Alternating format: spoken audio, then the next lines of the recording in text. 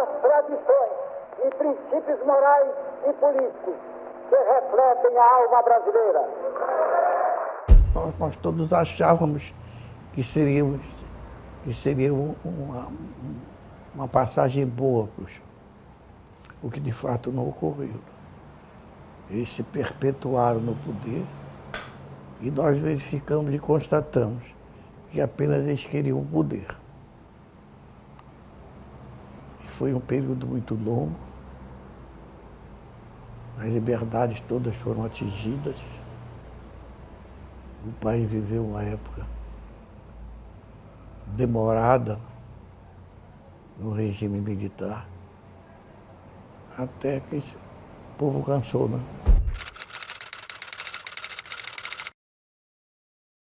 Eu nunca pensei em ser governador. Meu nome surgiu de baixo para cima. Não foi a cúpula do meu partido nacional que me escolheu. E o senhor foi eleito democraticamente pela maioria? Fui 78%. Ganhei em todos os municípios, não, menos um município, e ganhei em todas as urnas da capital. Aurélio do Carmo foi eleito governador do estado do Pará pelo Partido Social Democrático, o PSD, em 1961, mas não cumpriu todo o mandato. Foi cassado em 64 pelo governo Castelo Branco. Apesar de acreditar que os militares chegariam para melhorar o Brasil, Aurélio e muitos brasileiros viveriam, a partir dali, uma outra realidade. Causou surpresa para todo mundo, porque um país normalmente pacífico, de repente se vê tanques nas ruas, militares tomando conta de tudo, etc, etc. Causou um mal-estar muito grande no meu modo de entender, porque o brasileiro não se estava preparado para receber um regime como foi um regime muito forte. No primeiro momento, parte da sociedade civil estava ao lado dos militares nesta revolução, como era denominado o golpe militar por aqueles que o apoiavam. O golpe, que ocorreu no dia 31 de março, prometia livrar o país de inimigos internos e de uma ameaça comunista no governo João Goulart. O que nem todos sabiam era que aquele seria um ano de muitas mudanças. O país conheceria as primeiras ações de uma ditadura, com cassações, perda de mandatos políticos, perseguições, prisões e mortes. E esse era apenas o primeiro dos 21 anos que os militares ficariam no poder. Neste quinto programa da série sobre os 50 anos do golpe civil e militar no Brasil, vamos entender, com a ajuda de estudiosos do tema e também de quem viveu aqueles dias, quais foram as medidas tomadas pelo novo governo logo após a queda de João Goulart e as principais ações impostas pelo presidente Marechal Humberto de Alencar Castelo Branco durante os 3 anos em que se manteve à frente da presidência da República. Mas quem era exatamente este grupo de militares que estava assumindo o poder e como ele havia se formado? Marechal Castelo Branco, Marechal Cordeiro de Farias, o Juarez Távora, portanto, gente que vinha da época do tenentismo, né? Esses eram os... Adhemar de Queiroz, esses eram os 4 generais de 4 estrelas, já marechais, vamos dizer que era um título honorífico, né? Aí depois todo o grupo de pessoas que eram ainda um pouco mais jovens, mas que depois vão ter peso, né? Que é, por exemplo, o caso do Ernesto Geisel, Orlando Geisel e também do Goberido Couto e Silva. Logo após o golpe, o presidente da Câmara dos Deputados, Ranieri Mazzilli, assumiu interinamente a presidência. No dia 2 de abril, foi organizado pelos militares o Comando Supremo da Revolução, composto pelo brigadeiro Francisco de Assis Correia de Melo, da Aeronáutica, o vice-almirante Augusto Rademacher, da Marinha, e o general Arthur da Costa e Silva, do Exército. Assim que houve o golpe, não houve o presidente, houve uma junta militar. E depois é que a junta militar, o próprio Marechal Castelo Branco convenceu que era necessário ter uma série de governos que tivessem legitimidade. E uma junta militar seria considerado uma ditadura clássica latino-americana, ou como Espanha, ou como Portugal. E ele era um dos que argumentava que não se devia ter um ditador. Você deveria formar um Estado com bastante flexibilidade em termos representativos para poder contar com o apoio de pelo menos parte da população civil, que seria a classe dominante. O Comando Supremo da Revolução permaneceu no poder por 2 semanas e foi responsável por decretar o primeiro ato institucional, conhecido posteriormente como AI-1. Os processos constitucionais não funcionaram para destituir o governo, que deliberadamente se dispunha a bolchevizar o país.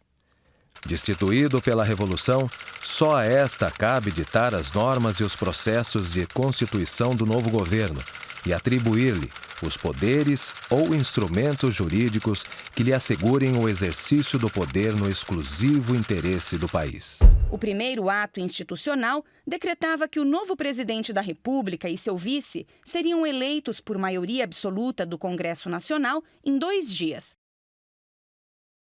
Apesar disso, o ato mantinha as eleições previstas para outubro de 1965. O documento dava liberdade ao governo para instaurar inquéritos e processos visando a apuração da responsabilidade pela prática de crime contra o Estado ou seu patrimônio. Os mandatos legislativos federais, estaduais e municipais também poderiam ser cassados sem apreciação judicial prévia, no prazo de 60 dias. Estava aberto o período de perseguição política àqueles que o governo julgasse inimigo do Estado. Já tinham lista de mais de 10 mil pessoas.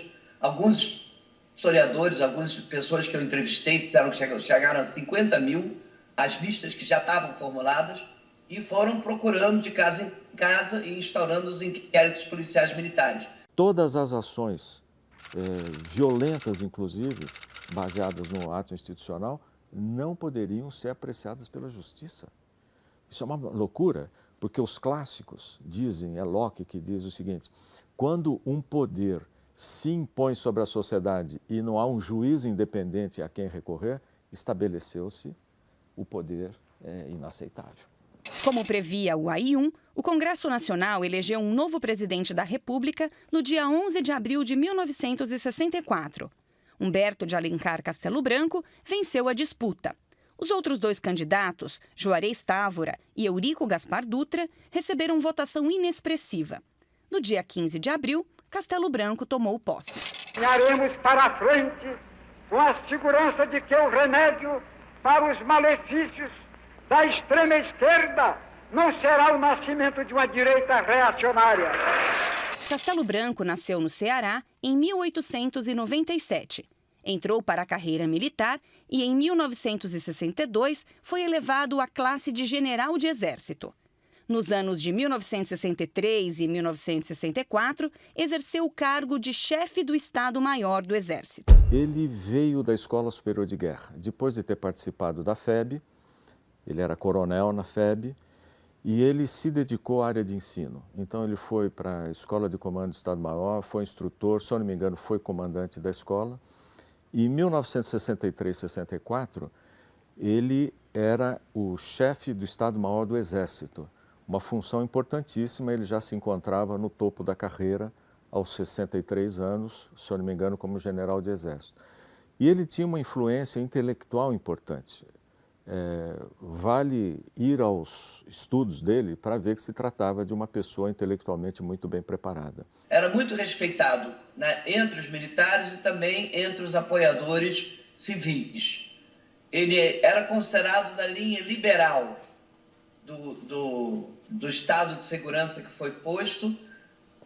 Escolheram ele, a princípio, porque era uma pessoa que dizia ser liberal e que prometia restaurar a democracia, restaurar a ordem, acabar com a anarquia do governo João Goulart, mas restaurar o governo democrático com todas as garantias constitucionais e individuais e eleitorais do Estado.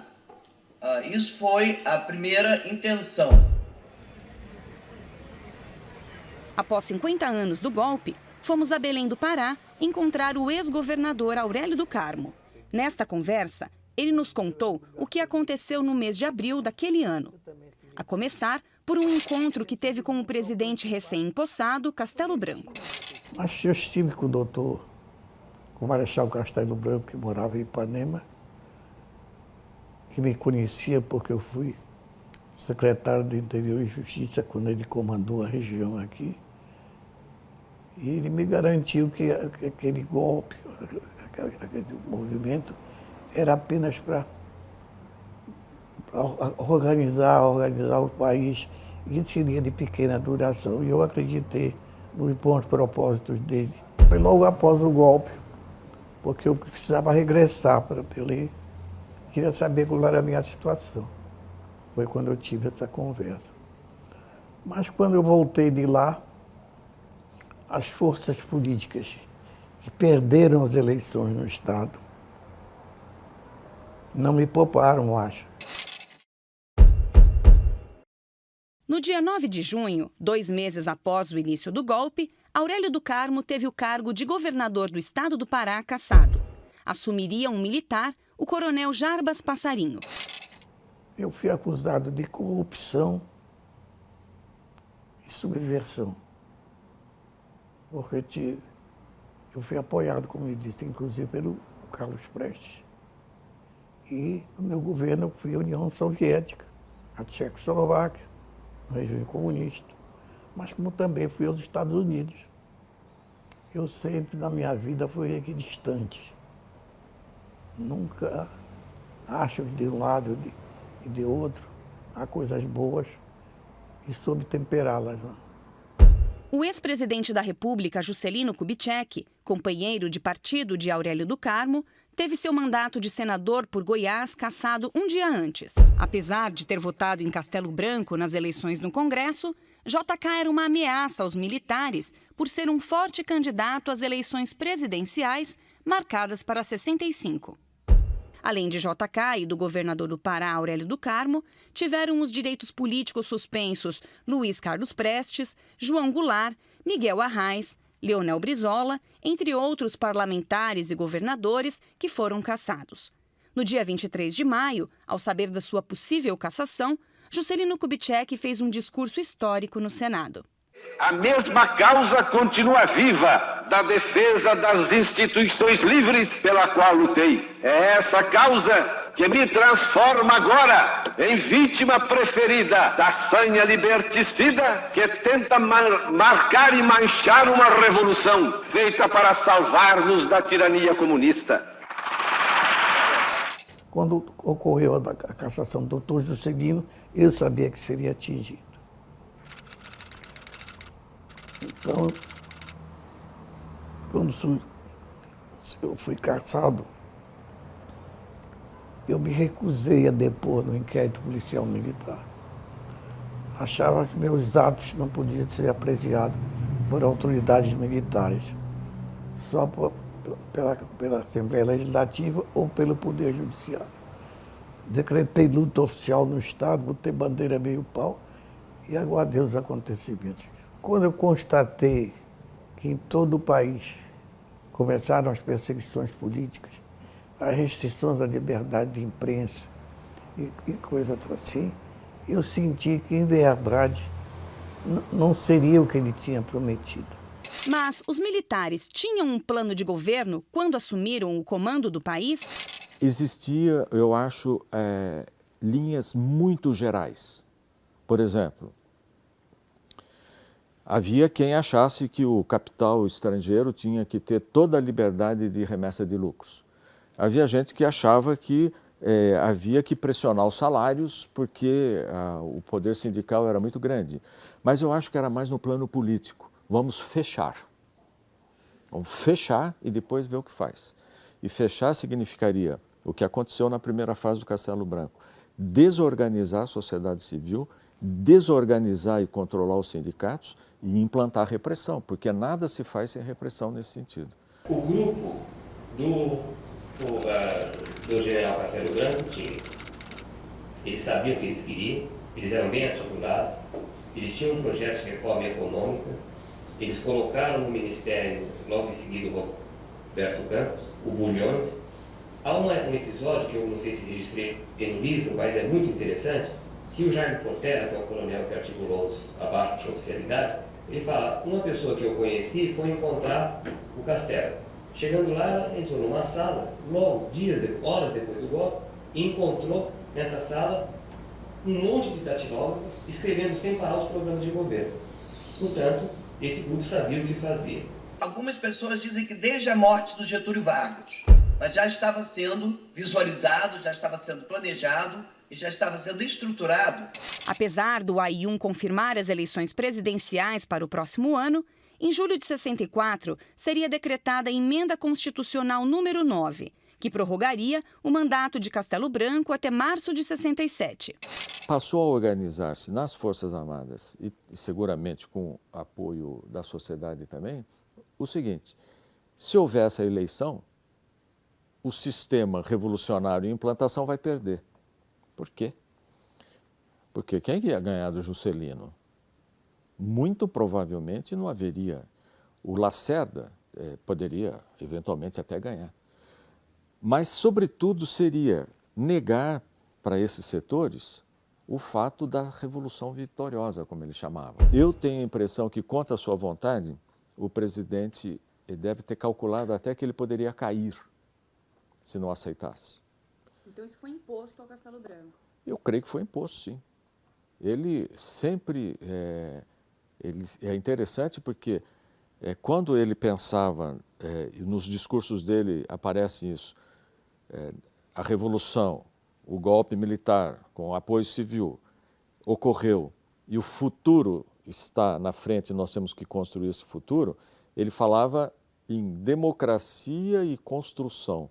A partir de um certo momento, que é esse, da prorrogação do mandato, das pressões que vêm da direita, que ele negava, ele passa a olhar, é necessário consolidar, nós não vamos perder.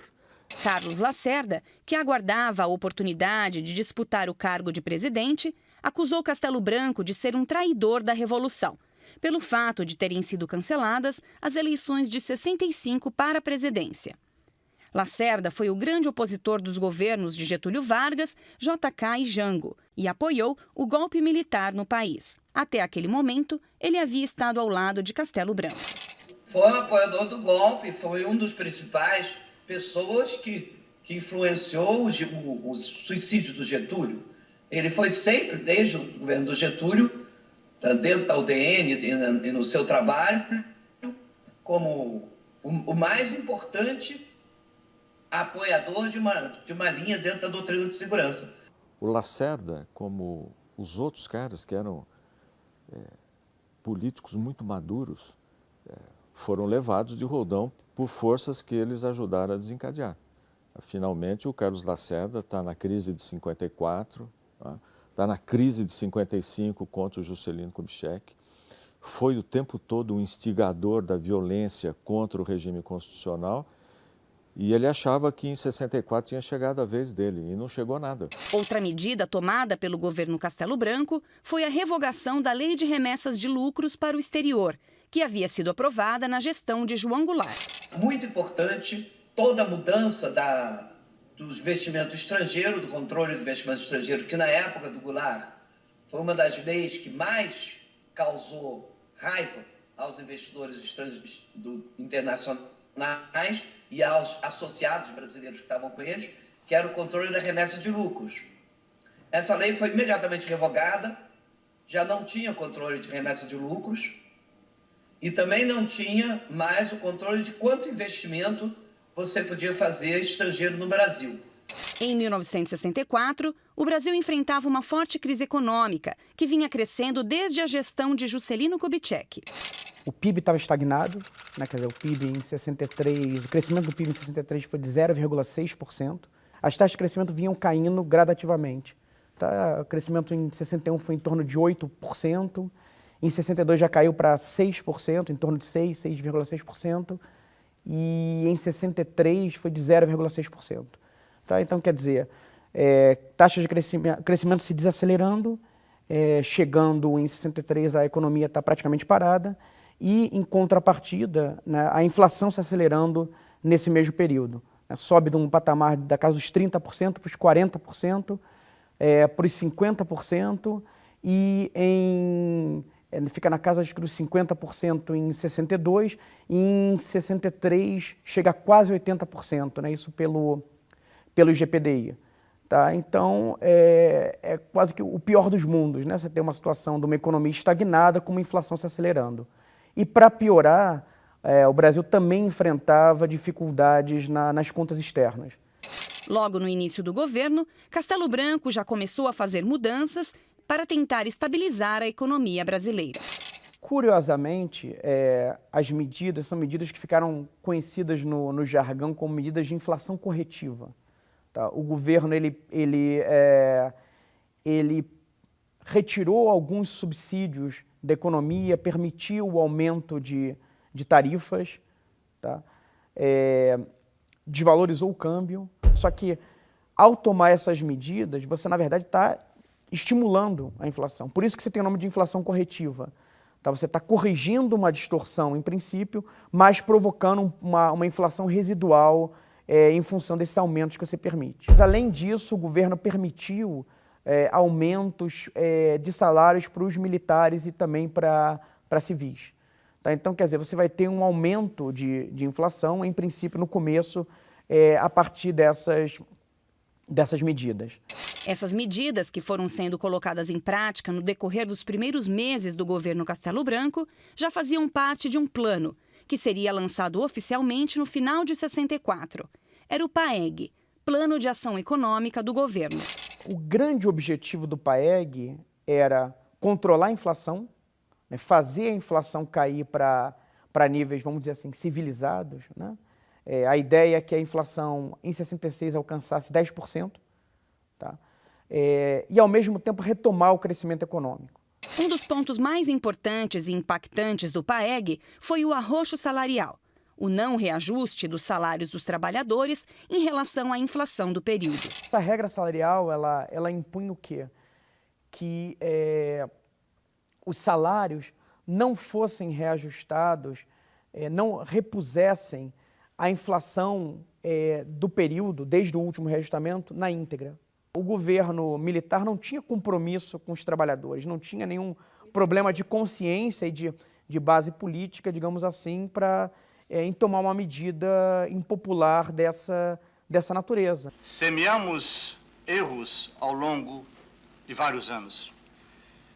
Tínhamos, inevitavelmente, que colher tempestades e crises por força de uma dessas fatalidades históricas. Os dois principais formuladores do PAEG foram o Roberto Campos, né, e o Otávio Gouveia.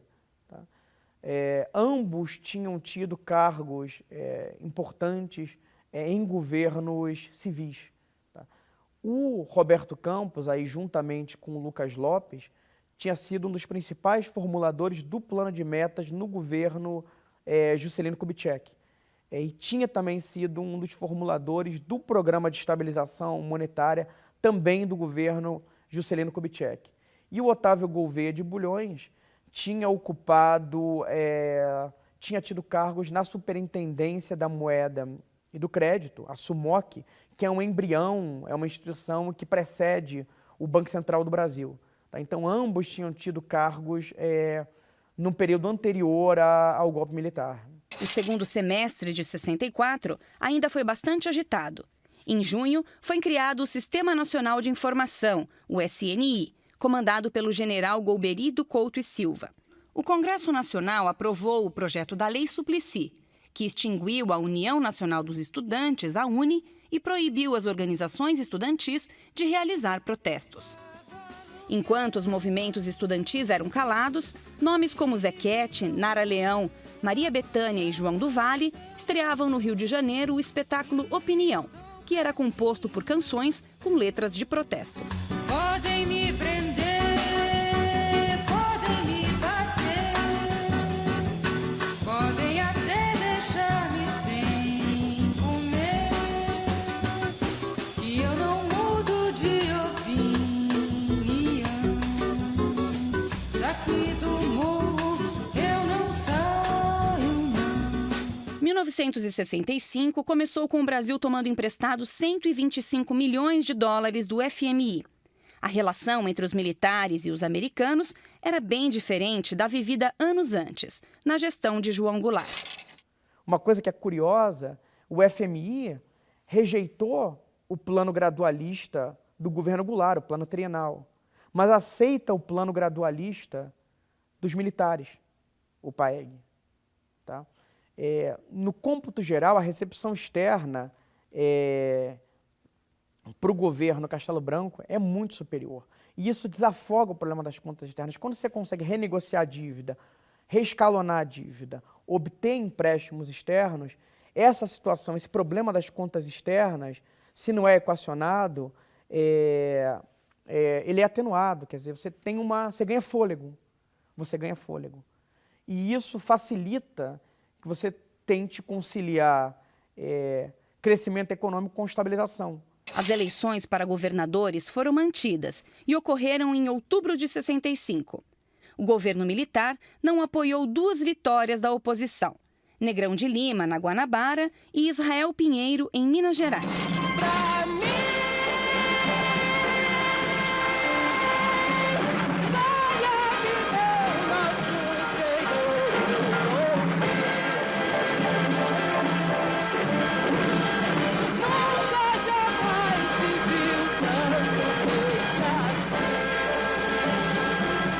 A música brasileira ganhava notoriedade com a estreia do primeiro festival de MPB da TV Excelsior. Elis Regina foi a vencedora com Arrastão, de Edu Lobo e Vinícius de Moraes. Na política, o governo militar endurecia ainda mais ao publicar no dia 27 de outubro de 65 o Ato Institucional número 2. A justificativa era de que certos dispositivos da Constituição de 1946 não eram compatíveis com a nova ordem revolucionária. A nação. A revolução está viva e não retrocede. Tem promovido reformas e vai continuar a empreendê-las, insistindo patrioticamente em seus propósitos de recuperação econômica, financeira, política e moral do Brasil. Com o AI-2, o Poder Judiciário sofreu intervenção do Executivo. Foram reabertos os processos de cassação e os partidos políticos foram extintos. Eu acho que fazia parte da ideia, do conceito da doutrina de segurança nacional com o inimigo interno. Era impossível você manter uma política de democracia aberta, com partidos políticos, com representação, com Constituição defendendo direitos civis, se você estava permanentemente caçando qualquer brasileiro que pudesse ser considerado como potencial inimigo interno. Foram oficializados os partidos MDB, Movimento Democrático Brasileiro, e a Arena, Aliança Renovadora Nacional. O MDB reunia principalmente parlamentares do extinto PTB, que se opuseram ao regime militar. Já a Arena se constituiu como partido de sustentação dos militares. Foi uma grande acomodação. Havia um número grande de partidos em torno da grande herança getulista, partidos democráticos, outros, e partidos ligados ao movimento sindical. E havia aqueles setores que apoiaram o golpe para valer. Pois bem, esses que apoiaram o golpe se acomodaram na Arena e os outros no movimento democrático brasileiro. Tanto é que o MDB tinha de liberais, de conservadores, democratas cristãos, comunistas, socialistas e tudo mais, dentro de uma mesma frente. Eu acho que essa é uma grande diferença com relação a diversas ditaduras. Essa foi uma ditadura, não há que dizer que não foi.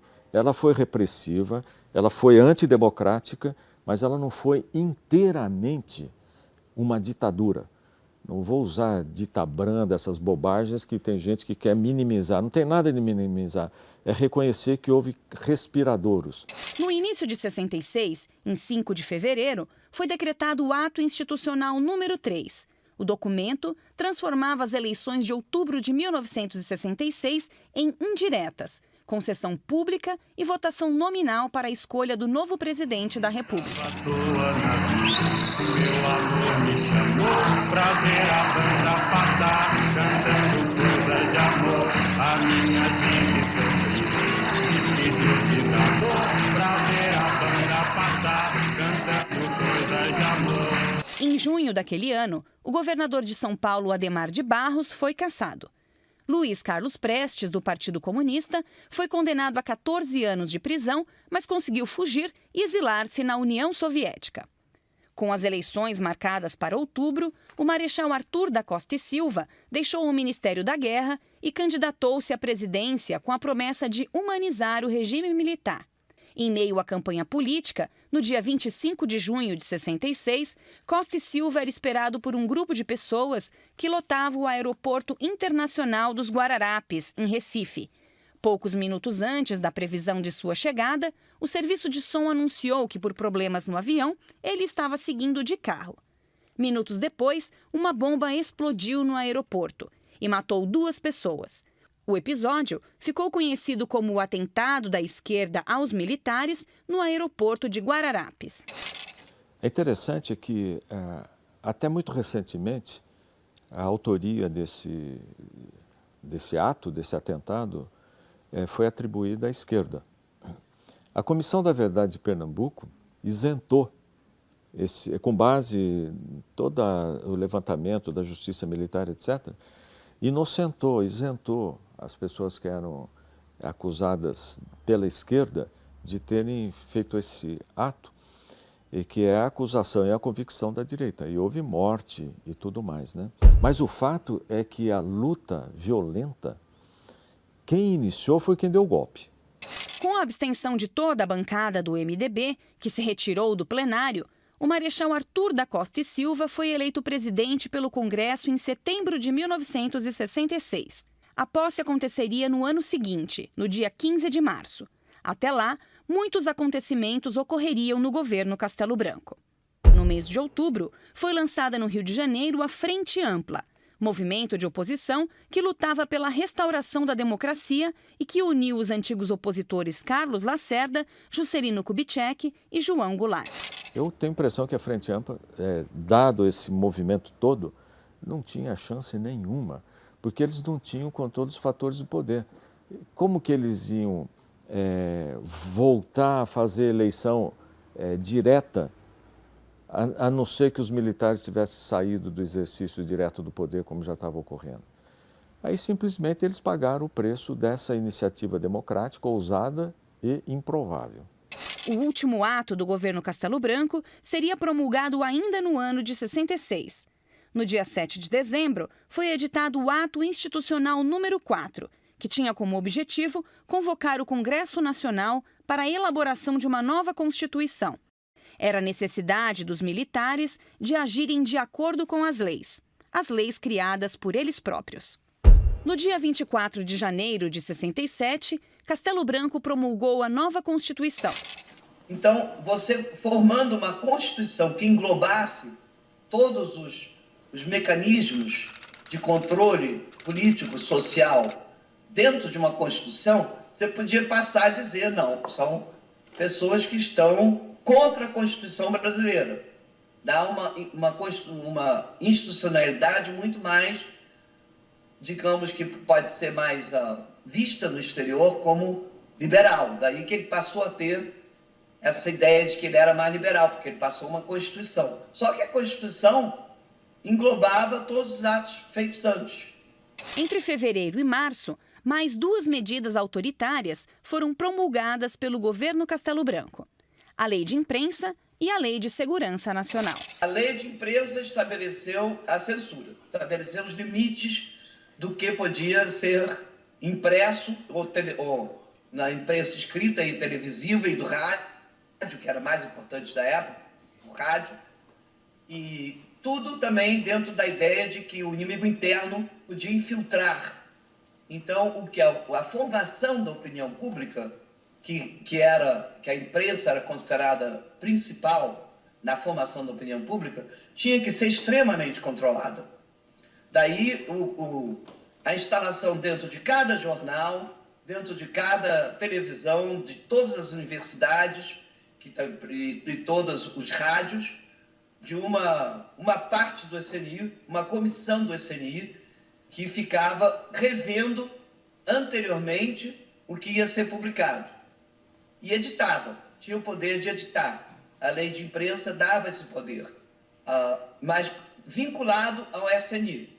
Com relação à Lei de Segurança Nacional, é uma lei draconiana que passa atitudes que são consideradas delitos, como, por exemplo, contestar o poder político de determinadas formas, etc., que devem ser julgadas democraticamente pela justiça. Mas ela é vigente hoje. Ela não foi superada. E o governo Castelo Branco chegava ao fim. No campo da economia, após quase 3 anos de instalação do regime militar no país, o quadro era um pouco mais animador que em 64. A economia tinha retomado o crescimento, mas era considerado um crescimento ainda insatisfatório, né, do ponto de vista do que tinha se experimentado no governo de Juscelino Kubitschek. E a inflação já estava mais ou menos sob controle. Ainda era uma inflação alta. Tá? Se a gente pensar em termos dos nossos padrões atuais, é uma inflação muito alta, na casa dos 30%, mas aquela fase mais dramática de controlar uma inflação que estava se acelerando já estava superada. E, de fato, o governo Costa e Silva vai se aproveitar disso. Tá? A política monetária vai ser expansionista no governo Costa e Silva, aproveitando que uma parte que o ajuste já tinha sido, digamos, parcialmente feito. A democracia tinha sido estrangulada no decorrer do governo Castelo Branco. Mas o pior ainda estava por vir. O governo Castelo Branco não foi aquele que aprofundou o golpe. O golpe se aprofundou mesmo no governo seguinte, no Costa e Silva, e ganhou o ponto mais elevado, porque eu falei de profundo, agora eu vou falar de mais elevado, no governo Médici, que foi a estrutura repressiva, brava, violenta, efetiva, com mortes, etc., dizendo que houve uma guerra entre nós aqui, os setores militarizados de esquerda e os setores estatais. Mas é isso, o governo Castelo Branco, ele saiu ensanguentado. O presidente passou uma faixa presidencial cheia de sangue. Nada foi constatado contra mim, mas eu sentia que as pessoas não mais me tratavam como anteriormente. Eu era como se fosse um leproso. Pessoas fugiam de mim, pessoas que eu ajudei bastante. O regime militar foi um episódio triste na vida do país.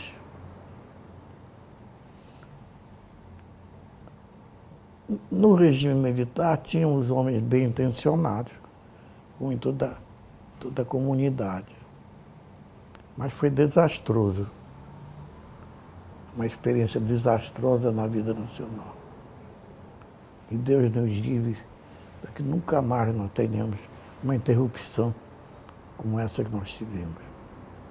Que isso sirva de lição a todos nós, mais velhos e mais novos, para que nós procuremos resolver os nossos problemas de maneira satisfatória, para que não haja interrupção dessa natureza. Era um, era dois, era 100, era o mundo chegando e ninguém soubesse que eu sou violento, que desse o amor. Era um, era dois, era 100, vieram pra me perguntar, você onde vai, onde vem, diga logo o que tem pra contar. Parado no meio do mundo, senti chegar meu momento, olhei pro mundo e nem via, nem sombra, nem sol.